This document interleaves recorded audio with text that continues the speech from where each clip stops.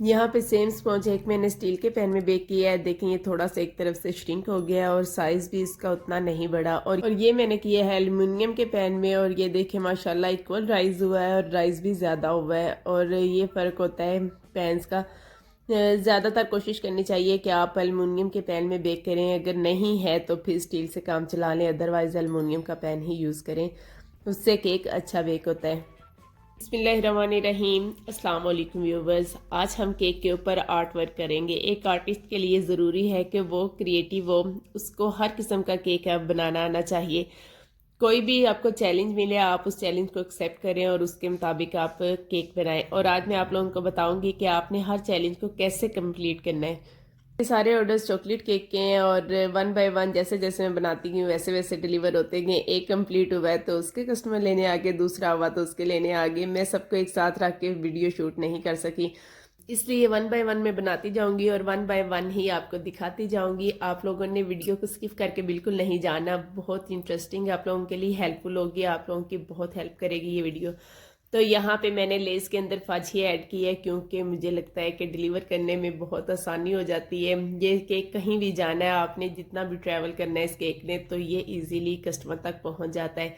तो ये भी केक आई थिंक गांव जाना था, ये मुझे नहीं पता, न्यू कस्टमर थे, फर्स्ट टाइम उन्होंने मुझे ऑर्डर किया था तो मुझे सेफली उन तक केक पहुंचाना था, तो मैंने अंदर फज ऐड की, बल्कि सब केक्स के अंदर ही मैंने फज ऐड कर दी। सेम प्रोसेस के साथ हम दूसरा केक भी इसी तरह से अंदर लेस में फज ऐड करेंगे और इसे भी हम फ्रिज में रख देंगे।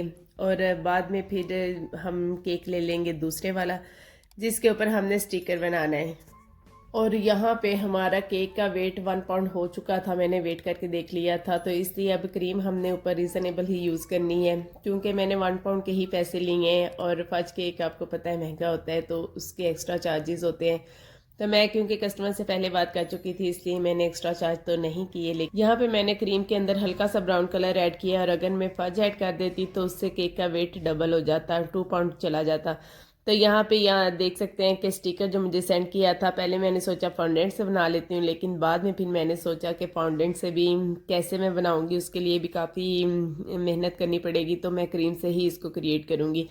तो मैंने पहले एक प्लेट के ऊपर बना के देख लिया है कि बन सकता है या नहीं। तो यहाँ पे जो मेन बात जो मैं आप लोगों से करना चाह रही हूँ वो ये है कि आपको कस्टमर पिक्चर सेंड करता है या केक के ऊपर इस तरीके से कोई कार्टून या कोई कैरेक्टर ड्रा किया हुआ है वो आपको सेंड करता है, तो आपने सबसे पहले ये देखना है कि आपने इसको ड्रा करना कहाँ से स्टार्ट करना है। यहाँ पे 2 भालू बने हुए थे, एक पूरा था और एक उसके बैक पे था। अब हमने सबसे पहले वो बनाना है जो कंप्लीट है। कंप्लीट पिक्चर ड्रा करने के बाद उसका हाफ वाला हम बनाएंगे। अगर हम पहले उससे क्रिएट करने लग जाएंगे और बाद में ये बनाएंगे तो वो प्रॉपर नहीं बन पाएगा। तो पहले मैंने ऐसे किया, मैंने प्लेट के ऊपर पहले वही वालू बनाया, मुझे लग रहा था यहीं से स्टार्ट करना है, लेकिन ऐसा नहीं हुआ क्योंकि वो कंप्लीट नहीं बन पा रहा था। तो पहले हमने वो ड्रा करना है जो आगे बना हुआ है और बाद में हमने वो ड्रा करना है जो इसके बैक पे बनाना है। तो इस तरीके से अब यहाँ पे एक टेक्निक और के मैं आउटलाइन कर सकती थी ब्लैक क्रीम के साथ, लेकिन मैंने इसलिए नहीं की कि फिर मैंने इसको प्लेन करना है तो प्लेन कैसे करूँगी, वो ब्लैक अंदर मिक्स हो जाएगा। तो यहाँ हम पहले वाइट कलर से ही सारा कम्प्लीटली बना लेंगे, आइडिया हो जाता है कि आपने कैसे कैसे इसको बनाना है। तो उसको प्रॉपर लेवल करने के बाद हम इसके ऊपर ब्लैक कलर की आउटलाइन करेंगे। आप लोगों ने मुझे बताना है कि आप लोग किस तरीके से ये कैरेक्टर्स ड्रा करते हैं और मेरा आइडिया आपको कैसा लगा है, आपको पसंद आए या नहीं। इंशाल्लाह आप लोगों के लिए हेल्पफुल होगा।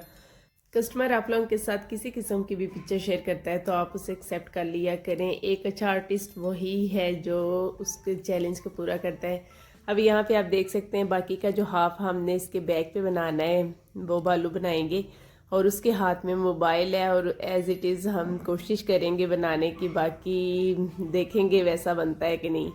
केक बनाना भी एक आर्ट है और ये हर किसी के बस की बात नहीं होती, ये सिर्फ वही कर सकते हैं जो इंटरेस्टेड हो, जिनको इस चीज़ के साथ लगाओ हो वही कर सकते हैं। अगर आप बस अर्न करने के लिए ये काम करना चाहते हैं तो फिर आप ये काम नहीं कर पाएंगे क्योंकि ये काम करना इतना इजी भी नहीं है और आसान भी उन लोगों के लिए है जो इंटरेस्टेड हैं, जो इस चीज़ को अपना इंजॉय करते हैं। جب آپ کسی چیز میں دلچسپی رکھتے ہیں تو پھر آپ نہ دن دیکھتے ہیں نہ رات دیکھتے ہیں، آپ بس اس چیز میں مگن ہو جاتے ہیں۔ ایون کہ میں بعض دفعہ کیک بناتے ہوئے اتنی اندر انوالو ہوتی ہوں کہ مجھے پتہ ہی نہیں چلتا ٹائم کتنا ہو گیا، رات کے 12 1 بج جاتا ہے۔ تو اس طریقے سے بس یہ ایک پیشن ہے، اگر آپ میں ہے تو پھر آپ بہت اچھا کام کرتے ہیں، بلکہ اس کام سے انجوائے کرتے ہیں۔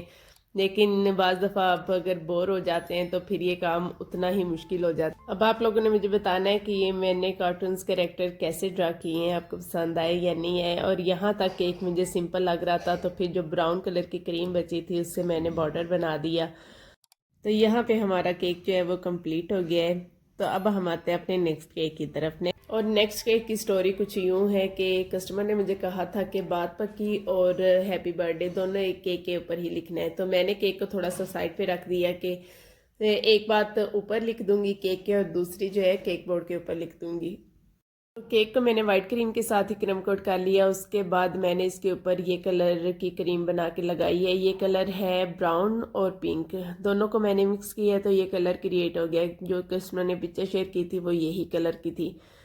تو اس کے اوپر ہم لکھیں گے ہیپی برتھ ڈے۔ کیک کا ڈیزائن سمپل ہی تھا، لیکن آپ کو پتہ پھر کیک کا کلر کریٹ کرنے میں تھوڑا سا ٹائم تو لگ ہی جاتا ہے۔ تو یہاں پہ ہم اس کے اوپر چھوٹے چھوٹے ہارٹس بنا لیں گے وائٹ کریم کے ساتھ۔ اور کیک بورڈ پہ میں نے لکھ دی یا بات پکی، جو کہ میں نے بلیک کلر کے کریم کے ساتھ ہی لکھ دیا جو پچھلے کیک میں سے بچی تھی۔ تو یہاں پہ لکھنے کے بعد بس ٹھیک ہی لگ رہا تھا۔ جب میں نے پکچر شیئر کی کسٹمر کے ساتھ تو انہوں نے کہا کہ یہ اچھا نہیں لگ رہا، آپ کیک کے اوپر ہی لکھ دیں۔ تو پھر میں نے فونڈنٹ کے ساتھ جو تھے وہ الفابیٹس کٹ کیے ہیں اور وہ میں نے اس کے اوپر کیک بورڈ پہ لگا دیے تھے۔ اب مجھے یہ تھا کہ کیک میں نے اگر اپنی جگہ سے دوبارہ سے مڈل میں کیا تو پھر کیک کی کہیں لک نہ خراب ہو جائے، تو مجھے بورڈ کے اوپر ہی کچھ لکھنا تھا۔ اور جب میں نے فونڈنٹ کے ساتھ لکھا تو وہ پھر اچھا لگ رہا تھا اور میں نے وائٹ کلر میں ہی لکھ دیا تو سیم ہو گیا اور کیک کی لک اچھی ہوگی۔ آپ کو کیک کی لک کیسی لگی مجھے ضرور بتائیے گا۔ تو یہاں پہ ہمارا جو تھرڈ کیک ہے یہ سمپل چاکلیٹ کیک ہے۔ یہ وہ چاکلیٹ کیک ہے جو کسٹمر آپ کو کہہ دیتا ہے کہ آپ کو 1 پاؤنڈ چاکلیٹ کیک چاہیے تو آپ اپنی مرضی کا کیک بنا کے انہیں دے دیتے ہیں۔ تو اس کی پرائس جو تھی وہ میں نے 700 ہی لی تھی، ویسے میں نے اب 800 پر پاؤنڈ کر دی ہے، لیکن ان کو نہیں پتا تھا اور یہ 700 ہی لے کر آئے تھے تو میں نے 700 میں انہیں دے دیا۔ لاسٹ پہ ہم نے بنایا منی کیک۔ منی کیکس کی ڈیٹیل ویڈیو میں پچھلی ویڈیو میں آپ لوگوں کے ساتھ شیئر کر چکی ہوں۔ یہاں پہ فرق صرف اتنا ہے کہ یہاں پہ میں نے اورنج گلیس اس میں ایڈ کیا ہے، وہ سمپل ونیلا میں تھے۔ اورنج گلیس ایڈ کرنے سے کیک کا جو ویٹ ہے وہ تھوڑا زیادہ ہو جاتا ہے، اور جب میں نے اس میں اورنج گلیس ایڈ کی تو اس کا 1 پاؤ کا ویٹ ہو گیا تھا، یعنی کہ 250 گرام ویٹ منی کیک کا ہو گیا تھا۔ اور اس کو میں نے سیم پروسیس کے ساتھ ہی کور کر لیا کریم کے ساتھ۔ اور یہاں پہ منی کیکس کے جو اہم پوائنٹس تھے وہ میں نے آپ لوگوں کے ساتھ شیئر کر دیے۔ اور اب ہم اس کی فائنل لک دیکھیں گے۔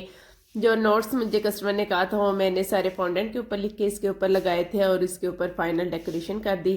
تو آپ لوگوں نے مجھے ڈیکوریشن دیکھ کے بتانا ہے کہ آپ کو کیکس کی ڈیکوریشن کیسی لگی۔